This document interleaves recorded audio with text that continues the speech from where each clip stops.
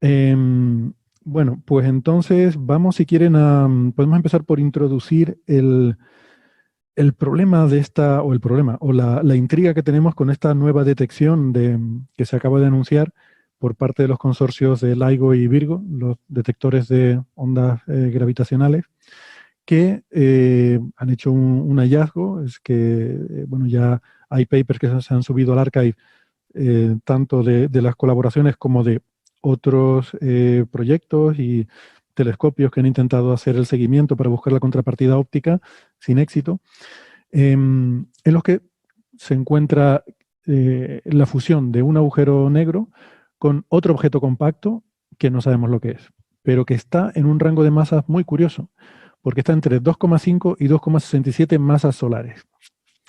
Y esto está en eso que se llama el mass gap, ¿no? El hueco de masas, bueno, es un poco, si es un agujero negro es muy pequeño, si es una estrella de neutrones es muy grande, ¿no?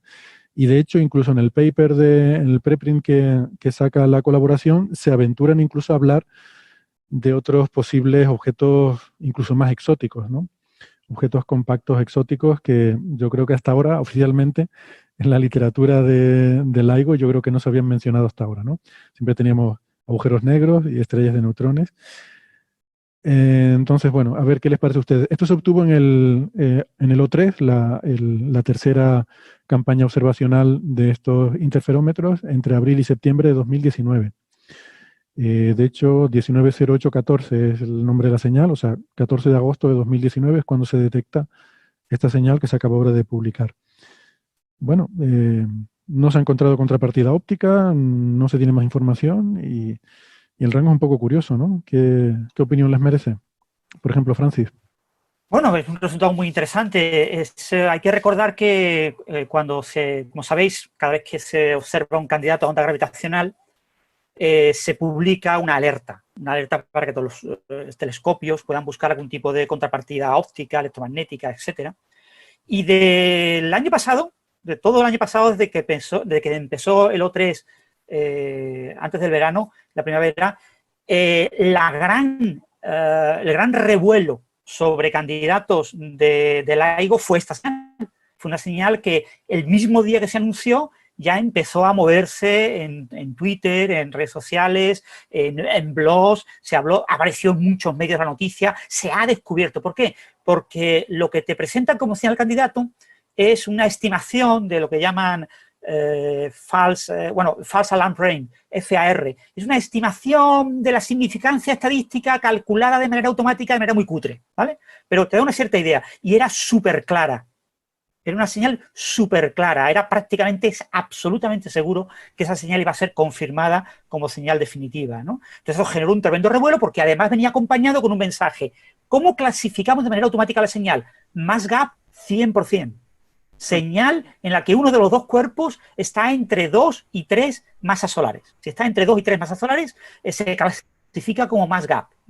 Y claro, eso generó un tremendo revuelo. Solo 2 y 3, Francis. Yo había leído entre 2,5 y 5 o algo así. 2,5 y 5. Ponle 2,5 y 5, de ese orden. Sí, 2,5 y 5. Creo que el proceso automático creo que era de 3 a 5. Perdón. A ver, oficialmente en el análisis automático, o sea, aquí tenemos que tener en cuenta que estamos hablando de diferentes tipos de análisis. Hay un análisis completamente automático, un lanzamiento automático de la alerta. Después hay una verificación manual de la alerta y confirmación de los parámetros y refinado de los parámetros. Y después ya hay la apertura del proceso interno de tranquilamente analizar la señal, etcétera, para la publicación, ¿no? Confirmar que todo ha ido bien, que no ha pasado nada. Entonces, en esa primera alerta, el mass gap está entre 3 y 5 masas solares. Entre 3 y 5. Si está por debajo de 3, se clasifica automáticamente como estrella de neutrones, fusión con agujero negro. Pero inicialmente apareció 100% entre 3 y 5 masas solares. Vale. Lo que pasa es que unas horas más tarde, son como 2 horas más tarde, se reclasificó como fusión de estrella de neutrones y agujero negro. Eso generó mucho revuelo porque antes se había clasificado como mass gap, ¿no? Entonces, desde la colaboración dijeron, no, en realidad también clasificamos, también concebimos el mass gap entre 2,5 y 5, como comenta Alberto, ¿no? O sea, entre 2 y pico y 5, ¿no? Las estrellas de neutrones más masivas que conocemos, confirmadas, tienen masas del orden de 2,1 o 2,2 masas solares. Por supuesto que hay candidatos con mayor masa, que hay incluso candidatos hasta con 2,7 masas solares, pero son candidatos no confirmados, ¿vale? O sea, son artículos en los que hay una enorme cantidad de dudas al respecto. Entonces, rápidamente, en pocas horas, se reclasificó como fusión de estrellas de neutrones y agujero negro, pero lo que había generado un gran revuelo era que estuviera en el mass gap. Y desde la colaboración, los grandes divulgadores de la colaboración, Christopher Berry, por ejemplo, el que tiene un blog que se llama El Astrónomo Gravitacional, es un blog muy famoso, recomiendo la última entrada que ha hecho sobre esto, siempre escribe una entrada cada vez que hay un artículo de LIGO, Virgo, pues es una entrada muy detallada, que está muy bien, te cuenta interioridades, está muy bien. Pues él dejó claro que esto se trataba de un evento en el mass gap, ¿no? Entonces ya los grandes medios de New Scientist, etcétera, los grandes medios de divulgación de noticias, entre comillas, un poco más sensacionalistas, todos ya dijeron que se había observado esto y que esta era la gran noticia de el O3 de LIGO Virgo, ¿no? Y bueno, ahora pues se ha publicado oficialmente y se confirma que tenemos un objeto con una masa un poquito más grande de lo que uno esperaría para una estrella de neutrones. Lo que hay que recordar, sobre todo, es que sigue habiendo mucha incertidumbre, ¿vale? O sea, que tenemos intervalos de error en la masa y que la masa pues ronda 2,6, pero con posibilidad que esté entre 2,57, 2,58 al 90% de confianza estadística, que, bueno, no está mal, pero nos da un hueco, una posibilidad de que tenga de que salga fuera de eso. Aquí pone entre 2,5... Que podría ser... Sí, digo que pone entre 2,5 y 2,67 al 90% de confianza. O sea que hay un cierto margen de incertidumbre, pero desde luego es mucho menor que el tamaño del mass gap. O sea, que parece que casi definitivamente tendría que estar en el mass gap. Bueno, pero tienes como un 10% de probabilidades de que esté entre 2,3 y 2,5. Vale. Pero o sea, bueno, tú no puedes descartar que un 10% de probabilidades es una tirada casi una tirada de un dado.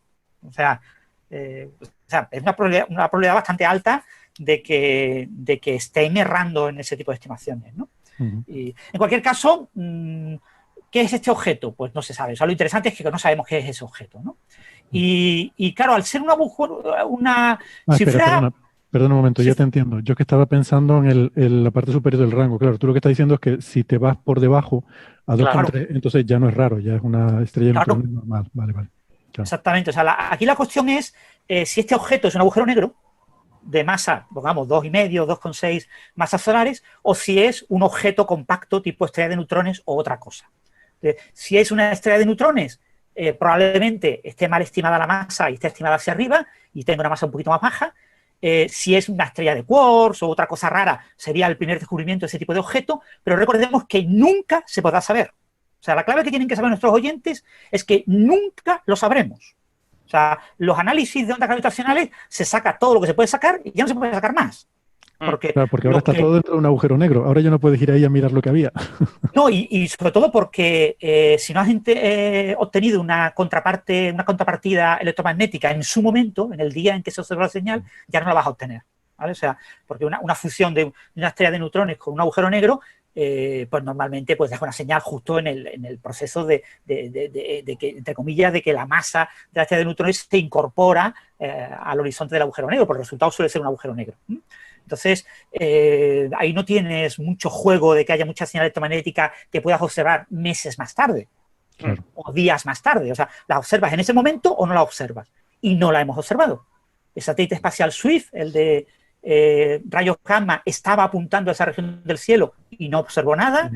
Varios telescopios terrestres han hecho un análisis de todas las galaxias que estaban en el entorno, porque la región, esta señal es muy buena porque ha sido observada por los 3 detectores, tanto por los 2 LIGO, el de Hanford y de Livingston, como Virgo. Cagra no, Cagra se incorporó al O3 este año, como en marzo, principios de abril. Lo que pasa es que con el tema de la COVID... Cagra está funcionando ya, eso no lo sabía. Ya está en la colaboración. En Japón. Sí, ha estado menos de un mes, pero el problema de la COVID es que lo cortó completamente. O sea, el O3 acabó antes de tiempo, como un mes antes, por culpa de la COVID. Vale. Y entonces ya en la siguiente run, que será ya el año que viene muy tarde, o incluso puede que más tarde, ya sí se incorporará a Cagra, ¿no? Si hubiera estado Cagra, hubiéramos tenido una región aún más pequeña para definir dónde se encuentra este objeto y probablemente las búsquedas con telescopios terrestres hubieran sido más finas, ¿no? Pero se han hecho búsquedas con varios telescopios, con los telescopios canadienses que se encuentran en Hawái, el Canadian... Canadiense, francés, australiano. Exactamente. Canadian, France, Hawaii, Canadian, France, Australian, Hawaii. Sí, y con otros telescopios y ninguno ha observado nada, ¿vale? O sea, este concreto observó una posible señal, de hecho observó una especie de pulsar, una señal de vida en una estrella de neutrones, pero claro, no podía ser porque la señal se mantuvo durante horas. Entonces, es que hay que decir que realmente la región del cielo restringida por las observaciones, no tengo aquí el número ahora mismo, pero creo recordar que era algo así como 6 por 6 grados, básicamente. Si fuera cuadrada, que no sé si es cuadrada. Y eso es pues como 10 por 10 lunas llenas. Y ahí hay muchísimas galaxias. Claro. La distancia sí que está bien restringida por las observaciones de onda gravitacional a 240 megaparsec, que son unos 800 millones de años luz o por ahí. Pero la zona del cielo no. Entonces hay un porrón de galaxias que podrían estar en esa zona del cielo, ¿no? Así que no es fácil.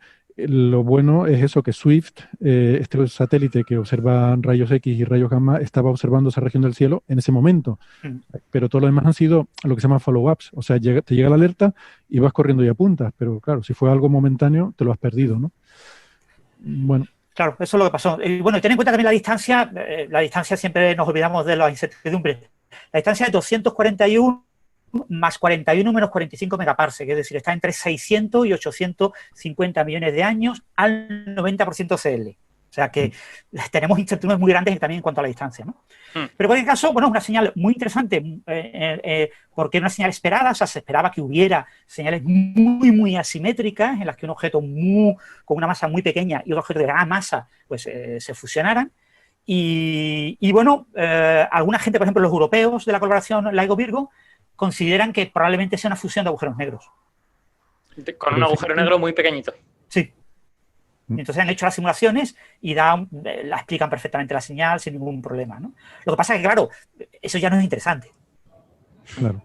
Esa sería la navaja de Occam, ¿no? Nos diría que son dos agujeros negros, pero el láser de Occam, que es la explicación más molona, sería que fuera una estrella de neutrones, porque entonces tienes que ver cómo puede ser estable, tendría que rotar muy rápido, por ejemplo, para que pueda ser estable. ¿Qué es lo que da la cota superior a la masa de una estrella de neutrones? Que eso nunca he estado muy seguro. Bueno, el límite de Volkov-Oppenheimer, hicieron el cálculo, ¿te acuerdas del límite de Chandrasekhar para las enanas blancas? Sí. Un cálculo parecido, lo que pasa es, claro, el gran problema que tiene, la gran ventaja de las enanas blancas es que la física de un gas degenerado de fermiones y lo que sostiene a esas estrellas, básicamente es el principio de Pauli, es más o menos bien conocida, entonces relativamente sencilla, entre comillas, ¿no? De modelar, y por lo tanto el límite de Chandrasekhar ha sido bastante fiable y se ha sostenido bastante bien, pero haciendo un análisis parecido con materia nuclear, es decir, asumiendo que una estrella de neutrones fuera como un núcleo gigante, lo que no sé como verdad, porque puede tener capas, porque puede tener una estructura bastante más complicada, no conocemos bien el plasma de gluones en el interior de ese tipo de estrellas, hay muchas cosas que todavía desconocemos. Ya lo hablamos cuando hablamos de pasta, ¿no? Cuando hablamos de los diferentes materiales, ¿no? Exacto. Los espaguetis y las diferentes opciones, ¿no? Los gnocchi y todas estas cosas. Pues eso todavía lo ignoramos mucho, ¿no? El tema de la pasta nuclear. Pero en el caso, Volkov y Oppenheimer sacaron un límite similar al de Chandrasekhar para las estrellas de neutrones. Su límite era del orden de 2, del orden de 2. El de Chandrasekhar es del orden de 1,4, el de ellos es del orden de 2. Esto fue, claro, en 1935, por ahí. ¿Vale? O sea, hace ya años. O sea, ahora se ha mejorado mucho la ecuación de estado de la materia nuclear y hoy en día pues, se habla de límites del orden de 2,4, 2,5. Hay simulaciones numéricas que te permiten hasta 2,5. Es muy, muy difícil explicar una estrella de neutrones con una masa de 2,7 masas solares. Es muy difícil. Pero no imposible, ¿vale? O sea, te quiero decir, es meter capas y montarlo, porque todavía tenemos muchas incógnitas sobre la ecuación de estado nuclear. Yo lo que quería comentar es que me parece que es muy incierto ese límite superior como para hacer hacer afirmaciones muy grandilocuentes basadas en eso, ¿no? O sea, es posible que una estrella de neutrones pueda ser estable con esa masa y sin embargo no lo sepamos. O sea, nuestra incertidumbre sobre ese límite todavía es bastante grande, sobre todo porque ya además si metes rotación y metes los posibles efectos que puedas tener de relatividad, de rotación de espacio-tiempo, no sabemos cómo juntar eso con la ecuación de estado que vamos, que se calcula con cromodinámica cuántica, entiendo yo, física de quarks. Entonces, esas dos cosas no sabemos cómo calcularlas bien. A mí lo que me llama la atención no es que se encuentre un objeto de estos, sino que potencialmente haya tantos, porque si hemos encontrado uno, aquí la estadística dice que hay entre 1 y 20 por año y por gigaparsec cúbico. Eso quiere decir que vamos a encontrar bastante más de este tipo de eventos. Quiero decir que tú entenderías que las cosas raras te las encuentres muy de vez en cuando, pero cuando mires el diagramita con todas las fusiones de objetos compactos que se han encontrado por LIGO y Virgo, no son tantos, no sé ahora mismo el número, pero podrán ser, yo que sé, 30, y que uno de esos sea entre comillas, raro, quiere decir que estas cosas pasan de una de cada 30 de las que observamos de ese orden, ¿no? O sea, que vamos a seguir viendo más y que son más habituales de lo que... No es una cosa exótica, es algo relativamente habitual. Sí, entre las señales de O3 no sé si son ya más de 30, ya rondarán las 40. Que yo recuerde, esta es la única claramente asimétrica. Claramente asimétrica. Ha habido algún otro candidato en el MassGAP, pero no ha sido dentro de la colaboración confirmado. Entonces serán probablemente agujeros negros por encima de 3 masas solares, ¿no? Muy bien, pues gracias por seguir con nosotros. Francis acababa de señalar que hay pocos eventos asimétricos todavía en estas detecciones de ondas gravitacionales, son bastante simétricos. Me pregunto si eso tiene alguna razón física de ser así o es un sesgo observacional en el sentido de que si un objeto es mucho más masivo que el otro, entonces es más difícil que detectemos las ondas gravitacionales de la fusión. O dicho de otra forma, si se genera mayor intensidad de ondas gravitacionales cuando los dos objetos son de masas comparables que si uno domina claramente sobre el otro. Sí, o sea, a ver, la fuente clásica de ondas gravitacionales es una fuente cuadripolar, ¿no? Una fuente cuadripolar es un objeto lo más elipsoidal posible, lo más alargado posible. Si tú tienes un objeto grande y un objeto pequeño, claro, realmente no tienes un objeto en forma de pera. Si el objeto pequeño, es un objeto que prácticamente es irrelevante.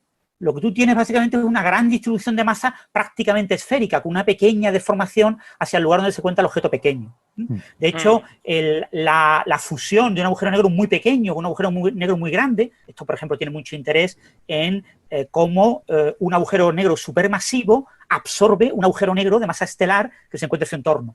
Pues en esa fusión prácticamente es muy fácil de calcular, es como el átomo de hidrógeno cuando calcula los niveles atómicos, porque consideras que el agujero negro pequeño de masa estelar, pues es un punto. Que no influye. Y la aproximación es muy buena. Entonces, lo importante es que haya mucha asimetría. Es decir, para que un objeto para que el campo gravitacional, ¿no? Sea lo menos esférico posible, el caso peor es que haya dos objetos prácticamente iguales, los dos esféricos, muy cerca el uno del otro. Porque eso claramente tienes un objeto puramente elipsoidal. En el momento en que ese objeto es más pequeño, pues está ya considerado una especie de objeto tipo pera, que es menos asimétrico que el objeto alargado. En cuanto a momento cuadripolar, el momento cuadripolar marca eso, la aesfericidad del objeto, ¿no? Entonces, las señales gravitacionales son más intensas cuanto menos esférico es el objeto. De hecho, cuando tú tienes un sistema que genera ondas gravitacionales, tú tienes que coger la aproximación esférica. La primera aproximación es considerar que la fuente es completamente esférica y eso no produce ondas gravitacionales. Cero patatero. Quitas toda la masa que se puede acrecentar por esférica y la masa que te quede como parte no esférica es la única que puede dar lugar a ondas gravitacionales. Con lo que los objetos que son especialmente esféricos emiten muy, muy pocas ondas gravitacionales muy débiles, ¿no? Vale, eso pensaba.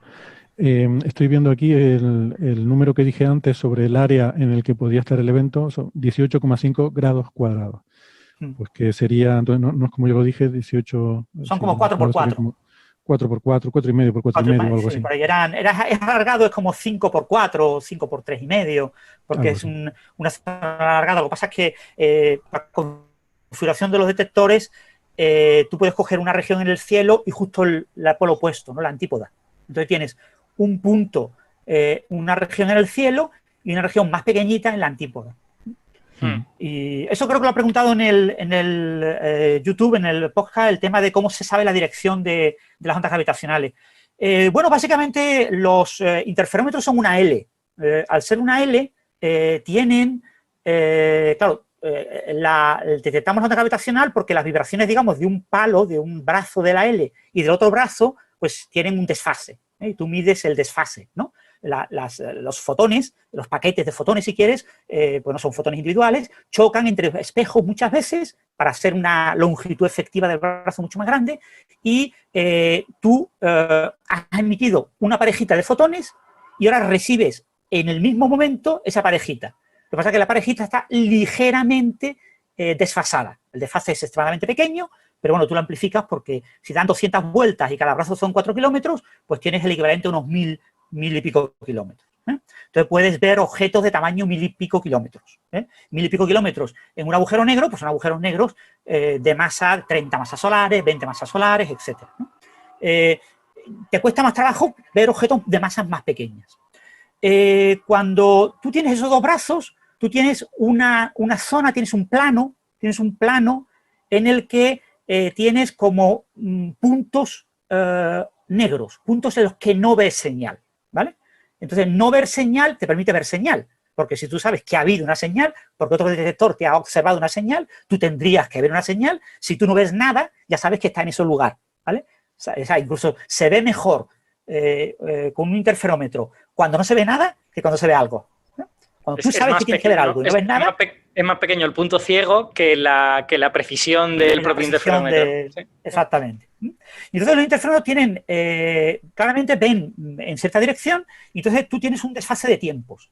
Si tú tienes dos interferómetros, la señal gravitacional se ve primero en uno de ellos y después se ve en el otro. Tú conoces la distancia que hay entre ambos y eso te permite ver cómo ha venido el frente de onda. Entonces, ese frente de onda tú lo ves como una especie como de sección que va, una especie como de plano que va atravesando la Tierra. La Tierra es una esfera. Y vas teniendo como un arco, como un círculo. Si tienes un tercer interferómetro, ese tercer interferómetro tienes el tiempo, el desfase, respecto a los otros dos. Con lo que tienes otros dos círculos, tienes 3 círculos. Con lo que al intersectar esos 3 círculos, lo que te quedan son unos arcos. O sea, si tienes 2 círculos, tienes 2 interferómetros, tienes la intersección entre 2 círculos. Si tienes 3 interferómetros, tienes la intersección entre 3 círculos. Y la intersección entre 3 círculos, teóricamente te da 2 puntos. Si te lo imaginas en la esfera, ¿no? Eso dibujándolo en una figura se ve más claro, ¿no? Si haces los cortes de los 3 círculos, te das cuenta que tienes prácticamente 2 puntos, pero son 2 puntos gordos, no son 2 puntos tan delgaditos como le gustaría, ¿no? Si tuviéramos un cuarto interferómetro, que será Kagra en Japón, que ya está funcionando, además tiene una tecnología muy buena de metrología cuántica, con lo que va a ser incluso un pelín más sensible que Virgo, aunque es del mismo tamaño que Virgo, que está en Italia, pues podrás tener una región de incertidumbre aún más pequeña, ¿no? Bastante más pequeña, del orden de la mitad en área. Y de hecho, cuando tengas LIGO India será para 2023, 2024, cuando probablemente haya acabado la construcción y empiecen a tomar datos. No sé si para 2025 ya estará perfectamente operativo, pero se espera que un poquito antes, pues ya tendremos 5 interferómetros, con lo que tendremos, y LIGO India también utiliza metrología cuántica y también es de 4 kilómetros, es también como los LIGO de Estados Unidos. Entonces vamos a tener toda una red muy buena en el hemisferio norte, eso sí, todavía no hay ninguna interferómetro. Se habló de ponerlo en Australia, pero parece que el gobierno australiano no está por la labor. Pero bueno, vamos a tener una gran precisión a la hora de localizar la fuente. Pero básicamente la localización de fuentes es por eso, es por planos. Tienes, la onda viene como un plano, un frente de onda, te viene de un cierto sentido, entonces tú vas cruzando la Tierra con ese plano y vas chocando, vas dando señal en cada interferómetro. En cada interferómetro, como los interferómetros además están colocados en ángulos adecuados, los interferómetros no están colocados todos exactamente de la misma manera, para siempre recibir la señal de la misma manera, sino que están colocados en ciertos ángulos para cubrir todas las posibles desviaciones y que haya los retrasos más adecuados para detectar las señales, ¿no? Entonces, pues, de esa manera tú más o menos localizas la fuente, ¿no? No sé si me he explicado muy bien, pero sí, con figuritas se ve más claro. Por poner la analogía, yo lo suelo comparar con el hecho de que al tener 2 oídos, de la misma manera, el desfase entre las ondas acústicas nos permite al cerebro tener una idea de la direccionalidad del sonido, de por dónde te viene. Si tuviéramos 3, 4, 5 oídos colocados en sitios diferentes, podríamos tener una idea mucho más nítida de la direccionalidad de los sonidos, ¿no? Ese es un buen ejemplo, pero tiene un grave problema.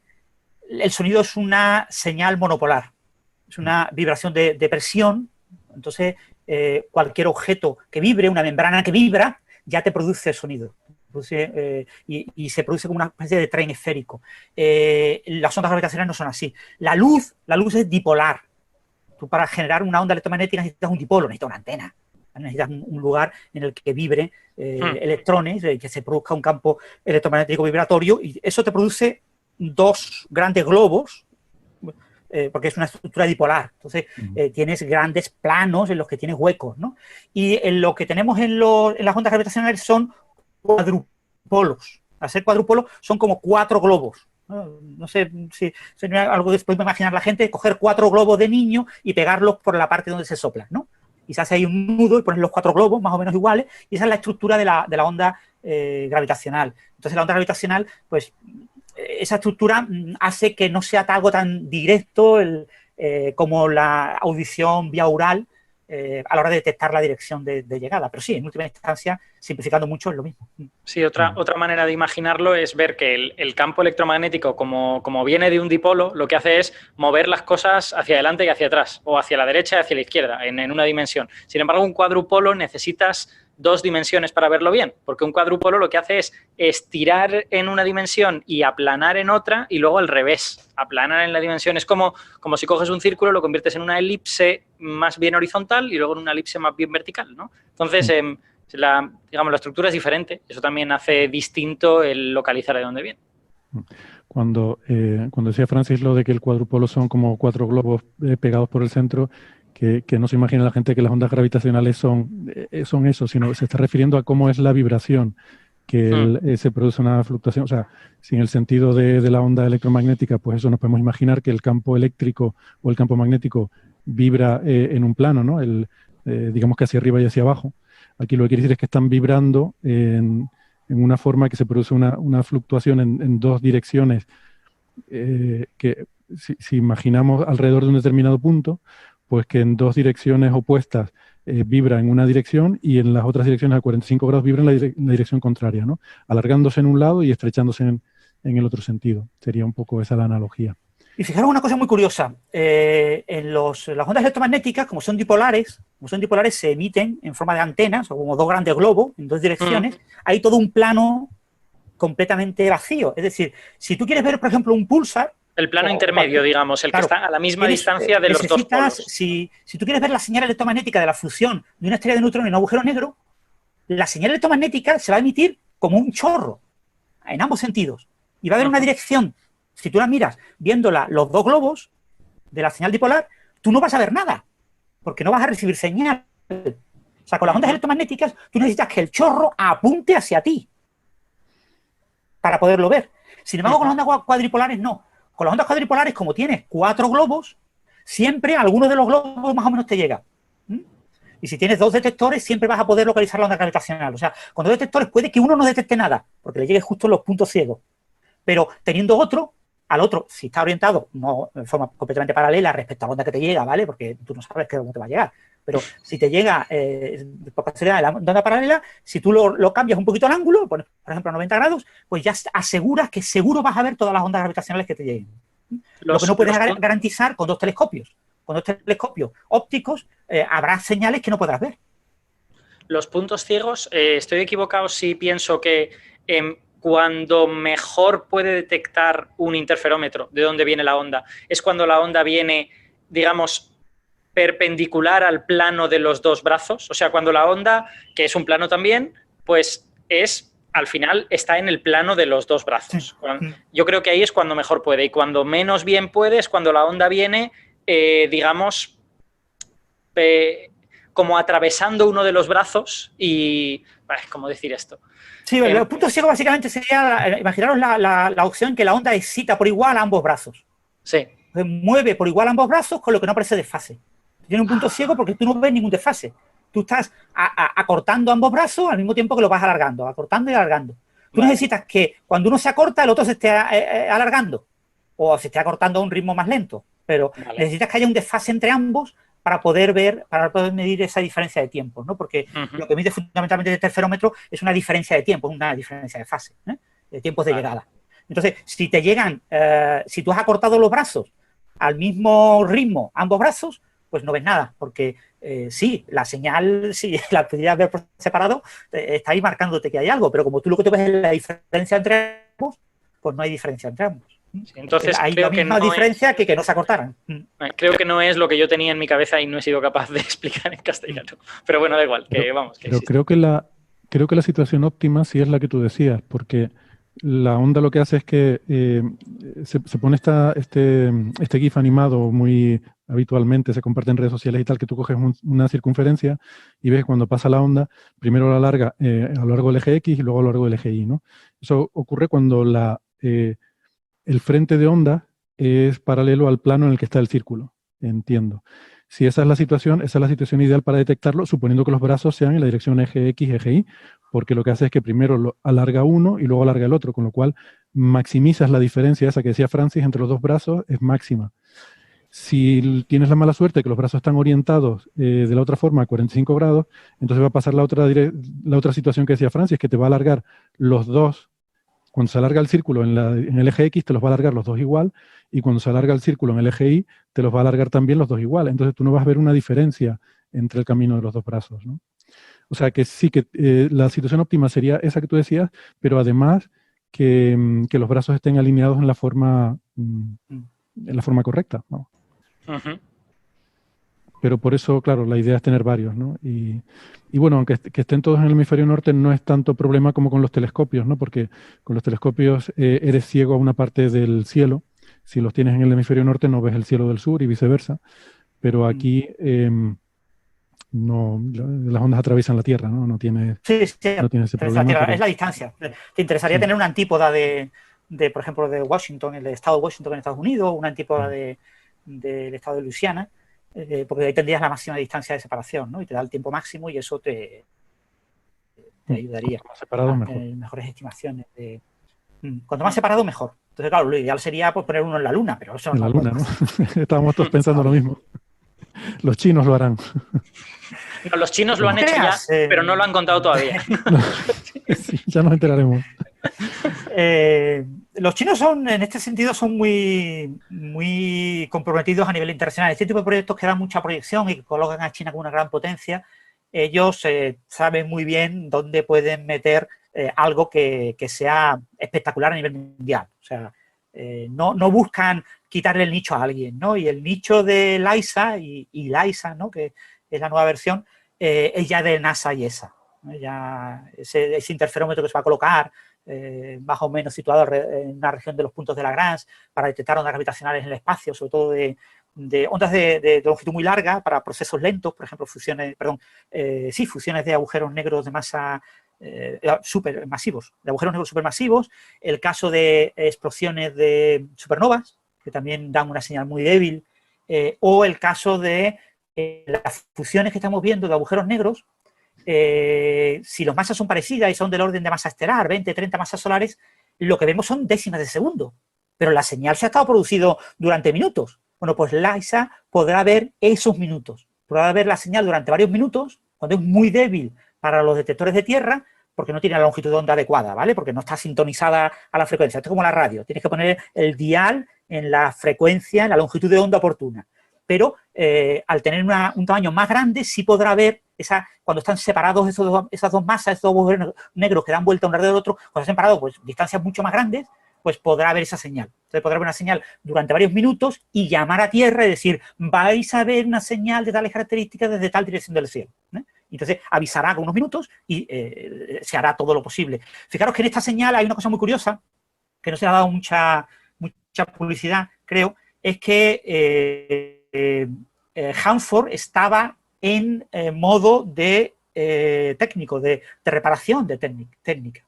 Entonces, estaban haciendo pruebas y dio la casualidad de que en los 2 o 3 segundos en los que ocurre esta señal, era justo un momento en el que estaba tomando datos. O sea, si la señal hubiera ocurrido 2 o 3 segundos antes o 2 o 3 segundos después, este detector no lo hubiera detectado porque estaba en una fase de pruebas. Pero claro, en esa fase de pruebas van haciendo pruebas, ¿no? Ahora sería entonces, un momento para hacer la imitación de Aparici de Iker Jiménez. No, este es el momento de decir que en el momento en que funcionen bien y que no necesiten hacer los runs de pruebas no van a ver nada, ¿no? Porque también la primera la detectaron en un run de ingeniería. El gran problema que tenemos con los interferómetros es que es todo muy delicado. Todo es extremadamente delicado. Hay que recalibrarlos constantemente. O sea, no puedes confiar en la deriva.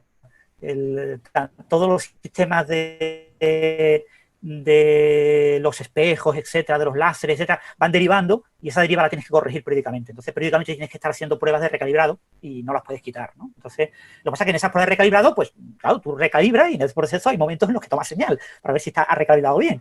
Y dio la casualidad, de hecho, en el primer momento se pensó que esta señal probablemente hubiera que descartarla, aun siendo un muy buen candidato, porque el sistema automático había avanzado la señal, hubiera que descartarla y ya os digo, 2 o 3 horas después se confirmó que no, que se mantenía, ¿no?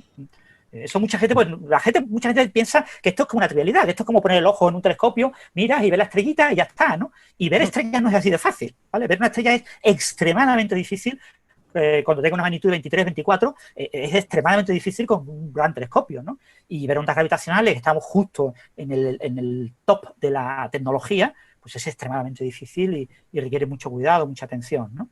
Pero bueno, en este caso ha habido suerte, ¿vale? Ha habido suerte y se pudo salvar la señal.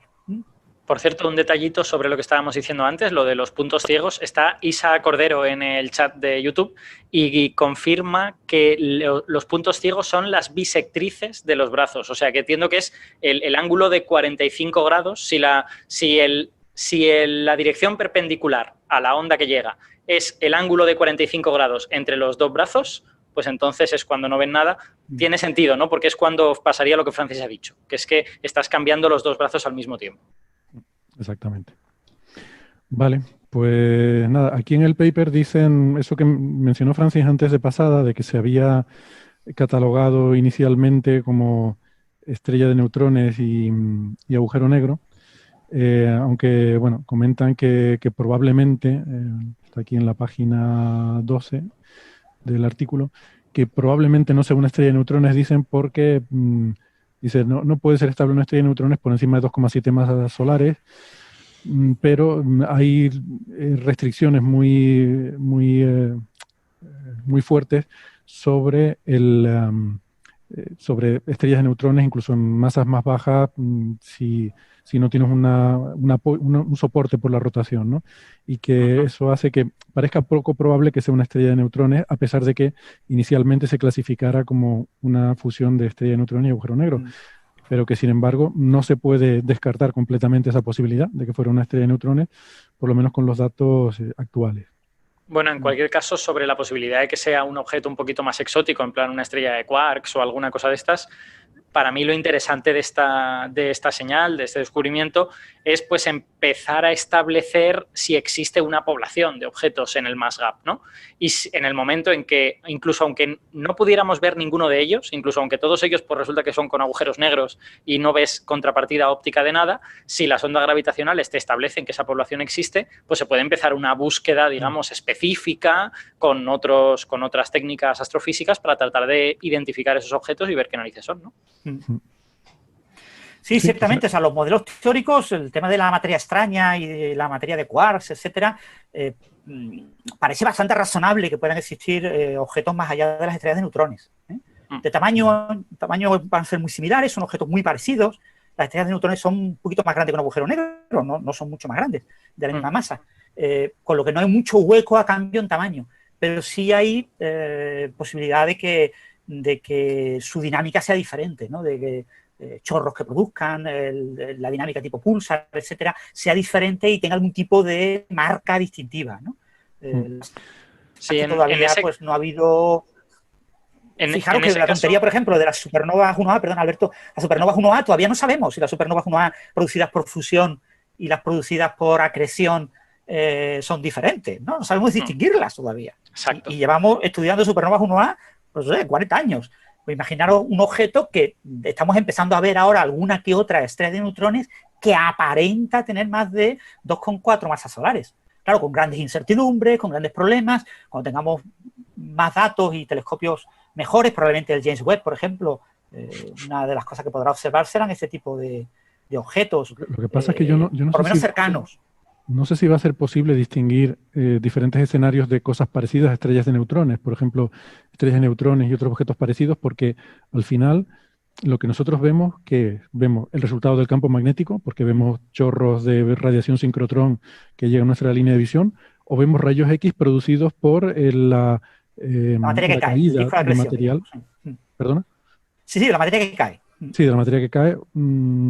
O sea vamos, que tiene que ver con la temperatura, básicamente. Vemos el campo magnético y la temperatura, y no parece que esas sean cuestiones en las que estos otros objetos exóticos vayan a diferenciarse mucho. Van a tener también algo que colapsa a estrella de neutrones o a estrella de quark o a cualquier otro objeto exótico, va a mantener también ese campo magnético igual que en el caso anterior, va a tener la rotación muy rápida también por la conservación del momento angular.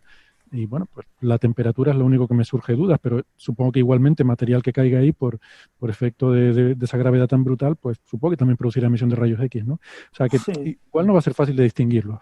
Sí, de hecho, yo creo que una cosa interesante en este sentido es que nuestros oyentes tengan en cuenta que si al final estos objetos existen, no va a ser que no los veíamos y de repente descubrimos cosas que antes no veíamos, sino que cosas que clasificábamos como estrellas de neutrones, pues nos vamos a dar cuenta que no eran estrellas de neutrones, que eran otra cosa. Sí, en ese tema hay que recordar el tema de los discos de acreción de los agujeros negros diferenciados de los discos de acreción de las estrellas de neutrones. Es un tema que se ha trabajado muchísimo y ya había indicios de primeras clasificaciones en las que viendo la señal de rayos X del disco de acreción se podía saber si era debido a agujero negro o a estrella de neutrones. Solamente viendo la señal de rayos X, porque en el espectro había ciertas marcas. Lo que pasa es que se requerían espectros de muy alta resolución para ver esas marcas, ¿no? Entonces, eso es una cosa que se ha costado mucho tiempo conseguirlo y yo creo que con este tipo de objetos acabará lográndose cuando tengamos detectores de suficiente resolución. Lo que no podemos es anticipar cuándo, ¿no? Lo mismo dentro de 20 o 30 o 40 años, ¿no? Pero bueno, si ha de ser por el James Webb, pues en 2045 o algo así.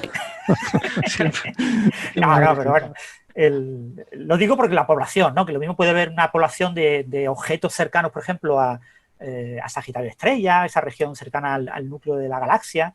En infrarrojo puede haber cosas que ahora mismo no vemos, ¿no? Ahí sabemos que tiene que haber una población enorme de estrellas de neutrones y tiene que haber una población enorme de agujeros negros y no los vemos. Entonces, pero sabemos que tienen que estar ahí. ¿Por qué? Porque es un pozo potencial y las cosas caen a los pozos. Si tú coges latas en el campo, que nadie lo haga, todas caen desde la cima hasta el valle. Entonces, ahí tiene que pasar, ¿no? Entonces, esos objetos son objetos tan pequeños que son imposibles de ver con telescopios en el infrarrojo mucho más poderosos que los actuales. Es posible que veamos objetos que ahora mismo no vemos. Creo yo, no sé. Ojo, las cosas caen siempre que haya alguna disipación de energía, si no, no caen, se quedan en órbita. Pero bueno, digo porque depende de la velocidad con la que vayan, ¿eh? Sí, bueno, digo porque es una, ¿cómo se dice? Misconception, ¿no? Una confusión común, ¿no? El pensar que como tengo un agujero negro, pues inmediatamente todo va a caer hacia ahí y se va a traer. No, las cosas caen en órbita. Las cosas acaban cayendo en el agujero negro porque acaba habiendo fricción y acaba habiendo disipación de energía por diferentes fenómenos y eso hace que vayan perdiendo velocidad y poco a poco acercándose al agujero negro. Igual que en la Tierra, los satélites caen porque rozan con la atmósfera, ¿no? Si no... Después hay un tema muy, muy, muy importante que muchas veces olvidamos. Bueno, aparte de que la Luna cae hacia la Tierra, que orbitar es caer, ¿no? No, pero, la Luna se aleja de la Tierra. Sí, bueno, pero los objetos que orbitan... Quiere decir que está en caída libre. Ah, que está en caída libre, sí, la órbita es una caída. Sí. En la relatividad general, todo sistema de más de un cuerpo radia. O sea, no es necesario que disipe energía, pero radia energía. Lo que pasa es que, claro, los cuerpos grandes radian muy poca energía si van a velocidad muy baja y tienen masas bajas, ¿no? Para tener una radiación gravitacional fuerte necesitas cuerpos de una masa lo más grande posible, el tamaño lo más pequeño posible y que se muevan lo más rápido posible. Pero eso para lograr la máxima eficiencia. Pero entonces el problema de dos cuerpos, que es estable en la teoría de Newton, no es estable en la relatividad general. Entonces, ante un agujero negro supermasivo, que probablemente rote con un spin bastante alto, y objetos tipo agujero negro que estén orbitando a su alrededor, esos objetos poco a poco se van acercando. Se están acercando y aunque no haya disipación, es decir, aunque no haya un fenómeno de pérdida de energía, es conservando la energía, lo que están es radiando ondas gravitacionales y eso genera esa pérdida de radiación. Entonces es posible que Bueno, veamos... es básicamente lo mismo, ¿no? En un caso la disipas como calor, en otro caso la expulsas como radiación gravitatoria, ¿no? Bueno, pero que no se puede evitar, o sea, que nadie piense que puede existir una órbita cerrada, aunque se mueva el perihelio tipo Mercurio, que se mantenga estable. Mercurio se está acercando al Sol, muy lentamente, pero se está acercando al Sol, no puede no acercarse. Eso lo prohíbe la relatividad general, ¿vale? Entonces, es un punto importante que la gente no se da cuenta, es irrelevante. Habría que ver, no estoy seguro, habría que ver ahí si es más importante porque... Claro, es que hay efectos que compiten. La Luna se está alejando, a pesar de que la relatividad general le haría caer a la Tierra por emisión de onda gravitatoria, se está alejando por el efecto de las mareas, porque le está robando momento angular a la Tierra, ¿no? Entonces, hay efectos que pueden competir ahí. Sí, sería interesante hacer esa estimación de órdenes de magnitud de diferentes efectos, ¿no? Por ejemplo, Mercurio, como decía Francis, Mercurio sufre efecto de relatividad general bien conocido por la precesión del perihelio, ¿no? ¿Es más importante la caída por radiación de ondas gravitatorias o el empuje de presión de la radiación solar? Probablemente la presión solar sea más importante. O la expulsión de gases por el lado diurno, ¿sabes? Hay una serie de efectos ahí. Claro, en el lado diurno tiene una expulsión de gases mayor que en el lado nocturno, lo cual ejerce una propulsión. Los planetas están propulsados hacia afuera. Hay una... Bueno, yo creo que el pobre Mercurio no le deben de quedar muchos gases ya. El pobre Mercurio tiene una exosfera. O sea, si miras con suficiente detalle, encuentras cualquier cosa porque el cero no existe en la naturaleza. Nice. Mercurio tiene una exosfera de material que va evaporando continuamente, que está muy caliente. Pobrecito. Claro, al final se acabará evaporando todo, como todo, ¿no? Pero bueno, pues nada, tenemos más temas interesantes. ¿Quieren comentar algo más sobre esto o pasamos? No, yo lo veo. Solamente eso, recordar a los oyentes que va a haber muchas más noticias de ondas gravitacionales, que tenemos ahí como 40 señales analizadas y que hubo una serie de candidatos que se vieron que eran falsas señales, pero son del orden de ellos. No recuerdo si eran 15, 20 o así, pero que quedan todavía como 30 o 40, más de 40 probablemente, que están ahí por analizar y publicar y que se irán publicando y hay muchas cosas muy, muy interesantes ahí con toda seguridad. O sea que LIGO Virgo van a seguir dando noticias durante un año, año y medio, de manera más o menos continua. Sí, yo siempre digo que estas cosas creo que lo más interesante, más que de los objetos en sí, que probablemente no podemos aprender mucho con estos eventos, pero sobre todo es la estadística de las poblaciones que hay ahí fuera, lo que estamos aprendiendo, ¿no? Es como si estuviéramos escuchando el universo y escuchando que ahí fuera están pasando cosas, ¿no? Y, por ejemplo, que haya objetos en este mass gap, pues yo creo que es un poco sorprendente, porque lo que esto nos está diciendo es que seguramente hay más de los que pensábamos, porque no es tanta la diferencia entre el número de objetos que hemos detectado en este mass gap y el número de objetos totales que hemos detectado, ¿no? de eventos totales que hemos detectado. O sea, eso quiere decir que seguramente hay una población latente ahí que es importante y que... Sí, de todas formas, las estimaciones estadísticas de ese tipo con un único objeto suelen ser muy perniciosas, ¿no? Fijaros que con la primera onda gravitacional eran dos objetos de enorme masa, ¿no? Eran los agujeros negros más masivos detectados hasta el momento, etcétera. Se hicieron unas estimaciones que después con el RAN 2 pues ha habido que refinar completamente. Y si tú miras los números tras el RAN 2 y los números que se publicaron con una única señal, ves que hay una gran diferencia. ¿Pero cuánto es una gran diferencia? ¿Un factor 10 o un factor...? Por ahí, pues de ese orden, sí. Era una gran diferencia. Vale, para mí un factor 10, quiero decir, es una estimación. Te dice que... Sí, bueno, como ponen aquí, entre 1 y 23. Alguien dirá, bueno, entre 1 y 23, un factor 23 de diferencia, ¿no? Pero bueno, es interesante. O sea, cuando no tienes ni idea, te aporta algo de información. Sí, pero claro, no puede ser, nunca sabes si son cosas muy, muy excepcionales, que por lo que sea han llegado justo en el momento en el que tú estabas detectando, o si son cosas menos excepcionales y que esperas ver más. Entonces necesitamos una estadística, tener 4 o 5, para poder empezar a hablar de manera más fiable, ¿no? Sí, la estadística de uno tiene sus problemas, ¿no? Pero bueno. La estadística de uno siempre es peligrosa, ¿no? Siempre es peligrosa.